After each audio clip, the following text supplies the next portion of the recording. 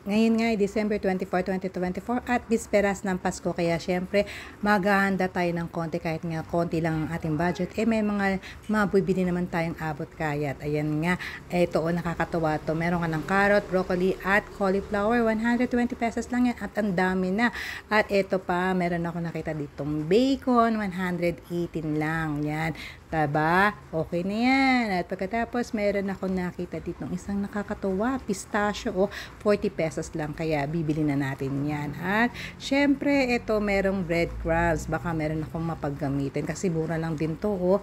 At, ayan, syempre, bayaran na natin yan. At ito na nga, nakauwi na ako ng bahay. At pupunta naman ako dito sa palengke para makabili ng iba pang mga ingredients. At ito, may mura tayong asparagus at zucchini. Yan, daming tao dito sa palengke. Tingnan nyo, kahit umuulan talagang go lang. Yan, bumili rin ako ng nyog. Ayan, umuwi na ako. Ayan, bumili ako ng bagoong at panggawa ng atsara. At yan ang aking mga gagamitin. At ito naman ang aking mga anak. So, what are you going to do? I'm gonna make butter cookies and muffins with white chocolate chips. Okay, good luck. Sapi, what are you going to cook? I'm gonna make carbonara, but with a different type of pasta. Oh, really? What do you call that pasta? This pasta is called tererigate. Okay, those are your ingredients. Okay, good luck. Excited na kami. At ito na ang aking mga natapos. Nakapagawa na ako nitong minatamis na makapuno. At ito, meron tayong chili, garlic. Siyempre, yung mga chili niya, ng mga sili ay ating inani. Ito yung bagoong na binili ko. Ayan, ngayon nilutok na ng sarap-sarap. O, diba? Ipamimigay natin yan. At pagkatapos, meron pa ako ditong ginawang atsara. Kaya ako may papaya kanina.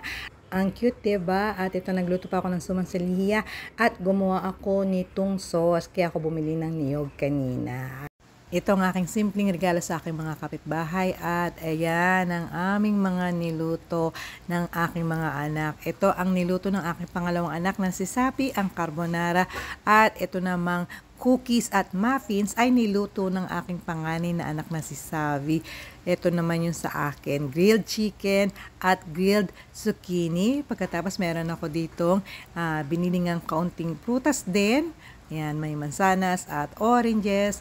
At ito ang asparagus wrap with bacon. Pagkatapos, meron pa tayo diyang mga mixed vegetable. O, diba? Kailangan talagang masustansya pa rin ang ating kakainin.